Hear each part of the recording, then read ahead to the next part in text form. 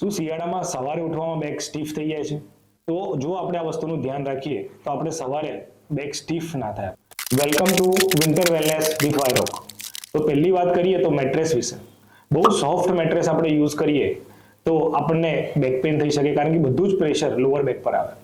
બહુ hard mattress use કરીએ તો બધા પ્રેશર પોઈન્ટ પર બધા પ્રેશર જનરેટ થાય અને અલાઇનમેન્ટ ડિસ્ટર્બ થઈ શકે. એટલે મીડિયલ સોફ્ટ મેટ્રેસ યુઝ કરીએ એના કારણે આપણું સ્પાઇનલ અલાઇનમેન્ટ સારું રહે. સેકન્ડ થિંગ એટલે કે પીલો. પીલો જો બહુ આપણે હાઈ પીલો યુઝ કરીએ તો આપણને નેક પેઇન થઈ શકે, અલાઇનમેન્ટ ડિસ્ટર્બ થઈ શકે, અને વિધાઉટ પીલો આપણે સૂઈએ તો બી નેક પર લોડ વધી શકે અને આપણને મસલ સ્પ્રેન થવાની શક્યતાઓ રહે.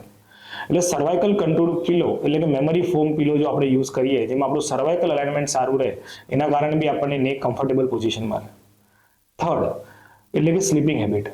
જો આપણે ઊંધા સૂવાની આદત હોય તો બી આપણને સ્પાઇનલ અલાઇનમેન્ટ પર પ્રેશર પડતું હોય છે. એટલે સીધા સૂવું, ની નીચે પીલો રાખીને સૂવું, કાં તો સાઈડમાં સૂવું એ ઘણી સારી પોસ્ચર્સ હોય કહી શકાય સૂવા માટે.